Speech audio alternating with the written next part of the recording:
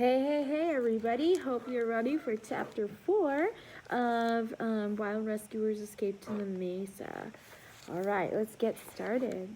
Stacy looked down at the steaming bowl of fish porridge in front of her. Fish? For breakfast, Noah? Stacy questioned. All of the wolves looked up enthusiastically from their respective wooden bowls. They were obviously enjoying Noah's creation.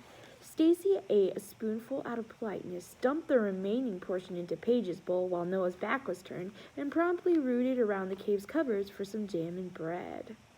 A couple days had passed since the porcupine rescue, and the pack had eaten all the pumpkin they had brought back to the cave that day and made quick work of Addison's pie. Stacy thought it best to lie low for a few days in case any construction workers were trying to find their trap. That's why the group's breakfast consisted of fish that Noah had caught during his patrol a few nights before. Do you guys like fish? When I was a kid, I hated fish. I still am not a huge fan, but the fish, my mom would make me tuna fish, and by the time it was lunchtime, it was so warm. And I would always get sweet pickles on it. So tuna, sweet pickles, and then juicy juice. So gross. Stacy was still rooting around for something better to eat when Addison entered the cave, back from her turn as the night patrol. She was carrying a newspaper from the village in her mouth.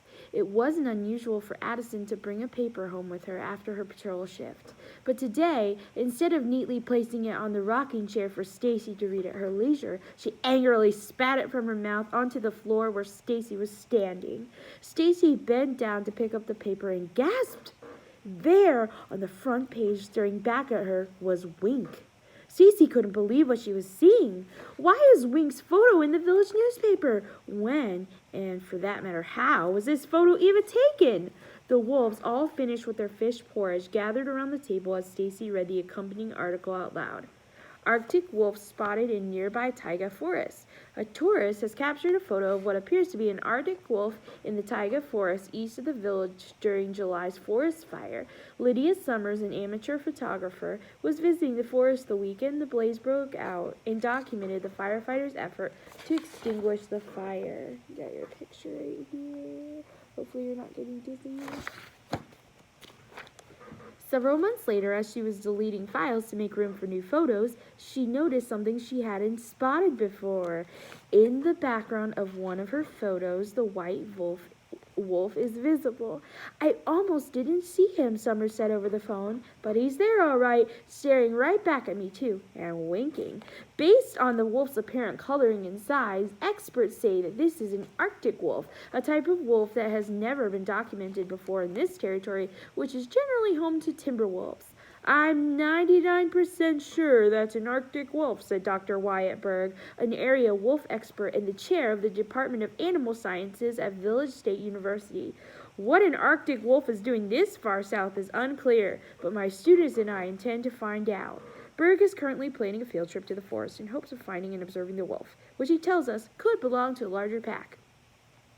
This marks the second wolf sighting near the village this year. The first was last spring when a wolf bounty was instituted due to timber wolves killing farmers' livestock. Local experts believe the forest fire forced those wolves to relocate, and the bounty was lifted in August. The new wolf sighting will be discussed as an item at this week's village council meeting on October 14th. Well, great, Stacy muttered. Wink's famous. Stacy set down the paper and began pacing around the cave. She looked around at the other wolves. Everest looked angrier than Stacy had ever seen him. His lip was curled up, and he glared fiercely at Wink, who was still staring in bewilderment at his picture in the paper.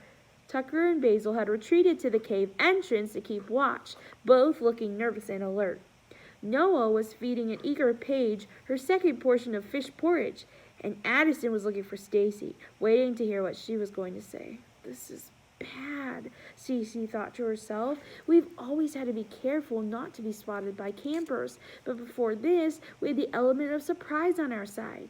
No one expects to see an Arctic wolf here, so even if they did catch a glimpse of one of them, they might not realize what they had seen. But now they know to be on the lookout for white wolves. Stacy knew she shouldn't let the pack see how worried she was.